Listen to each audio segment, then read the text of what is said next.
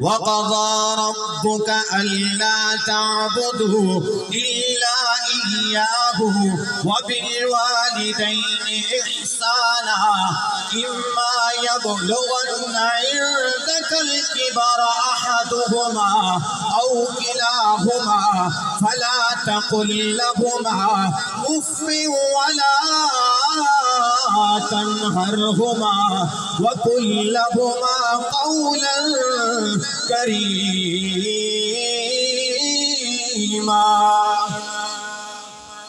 فرمایا تمہارا رب صاف صاف حکم فرما چکا کہ عبادت اللہ کی کرنی ہے، ماں باپ کے ساتھ حسن برتاؤ کرنا ہے، ماں باپ کے ساتھ بھلائی والا معاملہ کرنا ہے۔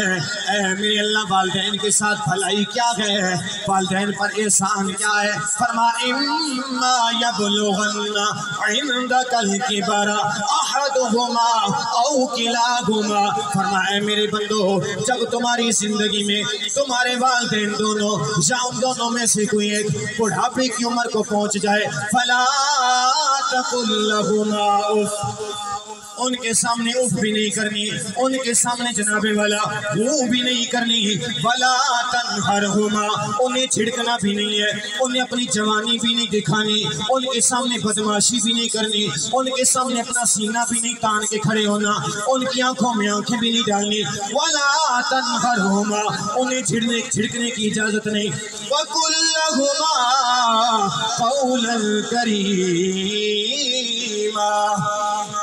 فرمایا جب بھی ان سے کلام کرنے کا موقع مل جائے، جب بھی تمہیں ہم کلامی کا اپنے والدین کے ساتھ شرف نصیب ہو جائے، ان کے ساتھ گفتگو جو کرنی ہے قول کریم کے ساتھ کرنی ہے، محبت کے ساتھ کرنی ہے۔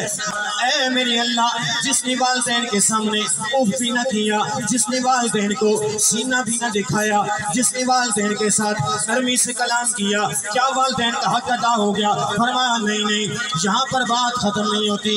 وَاحْفِظْ لَهُمَا جَنَاحَ الذُّلِّ مِنَ الرَّحْمَةِ، فرمایا صرف زبان کو ہی بند نہیں رکھنا، صرف بدماشی سے ہی دور نہیں رہنا، صرف میٹھی میٹھی باتیں نہیں کرنا، بلکہ کیا کرنا ہے؟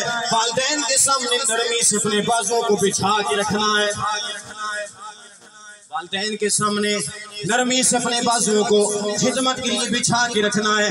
وَاحْفِظْ لَهُمَا جَنَاحَ الذُّلِّ مِنَ الرَّحْمَةِ، فرمایا پہلا حکم اف نہ کرنا، اس کا تعلق بھی زبان کے ساتھ ہے۔ وَلَا تَنْهَرْهُمَا، والدین کو نہ چھڑکنا، اس کا تعلق بھی تیری زبان کے ساتھ ہے۔ وَقُلْ لَهُمَا قَوْلًا كَرِيمًا، والدین کے سامنے قول کریم کے ساتھ پیش آنا، اس کا تعلق بھی تیری زبان کے ساتھ ہے۔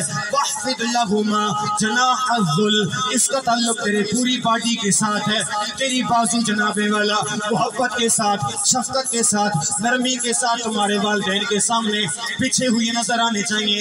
آگے فرما ایک چیز کا تعلق تیرے دل کے ساتھ بھی ہے، باطن کے ساتھ بھی ہے، من الرحمہ، فرما صرف تیرا ظاہر جھکا ہوا نظر نہ آنا چاہیے، بلکہ تیرا دل بھی تیرے والدین کے قدموں میں بچھا نظر آنا چاہیے۔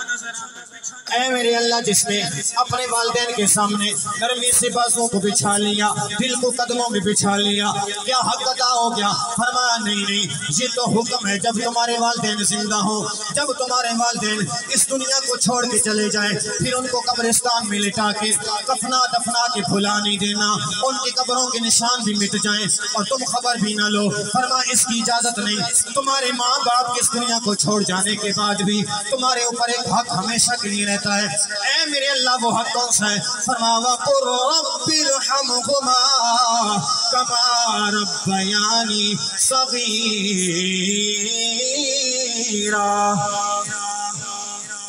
فرمایا جب تمہارے والدین اس دنیا سے چلے جائیں نا، ان کو بھلا نہیں دینا، بلکہ ان کی بخشش و مغفرت کی دعا کرتے رہنا ہے۔